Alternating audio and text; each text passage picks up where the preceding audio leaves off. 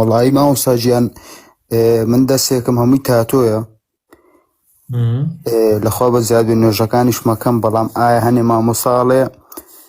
دەستنوێژی لێ نایە ئایا تا چۆن ڕاستە؟ بەڵێ قوربانگیان مەسەلەی تاتۆ براکەم یەکێکە لەو گوناهە گەورانی کە پێغەمبەری خوا صلی الله عليه وسلم لە فەرمودەیەکە باسێکە ئەفەرمێ لعن الله الواشمات والمستوشمات نەفرەتی ئەڵڵا لەو کەسەی کە خاڵ بۆ خەڵکە کوتێەوە و ئەوەشی کەوا بۆی ئەکوتێت کەواتە هەر شتێک لعنی لەسەر کرابێ نەفرەتی لەسەر کرابێ یەکێکە لە تاوانە گەورەکان ئەمە جاری یەکێک لە تاوانە گەورەکانە ئەبێ بزانیت تاوانی گەورە والعیاذ بالله کە نەفرەتی لەسەر بوو لعنەتی لەسەر بوو ئێستا زیناکار لعنەتی لەسەرە کەسی ئیسلامکار لعنەتی لەسەرە کافر لعنەتی لەسەرە لعنەت یعنی چی؟ یعنی دوور لە ڕەحمی خوا خوای گەورە کۆمەڵێ بەزەیی و ڕەحمی خۆی هەیە لەم ئینسانەیە گرێتەوە کەواتە خاڵ کوتین تا تۆکردن تاوانی گەورەیە و عقوبەی زۆر زۆری لەسەرە ئەچیتە ژێر هەڕەشەی خواوە یعنی بەڵکو خوای گەورە بە عەزابی خۆی سزات ئەدات وەلێت تووڕێیە ئەبێ ئەوە بزانی تاوانێکی گەورەیە بەڵام بەنسبەت نوێژەکانتەوە نوێژەکانت دروستە ڕێگری ناکا لە نوێژ ڕێگری ناکا لە نوێژ بەڵام مادام تەوبەت کردو خوا ئەبێ مەیەڵی بەو خاڵانەوە بەو تاتۆیانەوە بچیتەوە خزمەتی خوا بتکەنە ناو کفنەوە ئەبێ زۆر ترس وڵای مامۆستا گیان بۆ زۆر شوێنیژەچم یعنی دایە پۆشمانی حالێن ئێستا زۆرم پێ عیبە بەڵام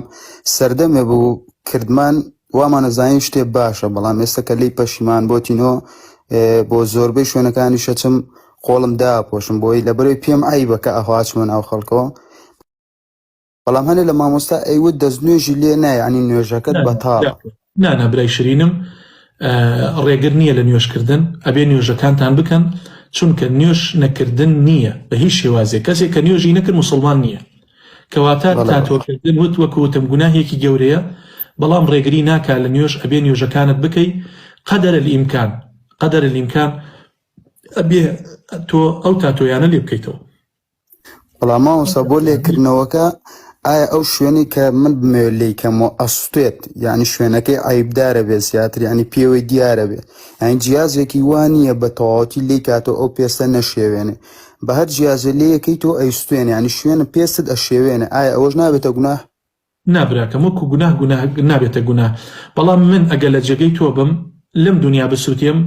ڕازیم بەوەی کە لە قیامەتا بسووتێم یعنی ئەم دنیا هەڵەبژێرم سووتانی ئەم دنیا هەڵەبژێرم چونکە لە دەسایە برای شرینم چونکە لە دەسایە ئەگە لە دەموچاوە بواە ئەمانە و قەیناکە لی مەکەرەوە تازە شتەکە مامۆستا بەس لە دەستمانی لە شوێنی کەمانێ بڵێ لە دەموچاوشتانە بێت دەستیش ئەتوانی بیشاریتەوە بەڵام حەزم لێ لێکەمەوە بەڵام شوێنەکەی زۆر ئەستێ بینیومە زۆر پێوەی دیاربیانی پێستەکە زۆر ئەشێوێنێ تێگەم براشینەکەم ئەگەر وەکوتم ئەوە کەوتۆتە سەر عەزیمەتی خۆت ڕوخسەت هەیە ئەگەر هەربی سووتێنێ و شبی شێوێنێ تۆ بیهێڵیتەوە بەڵام بە مەرجێک ئەو گوناهەنێڵی دەرکەوێت خەڵک بیبینێت باشە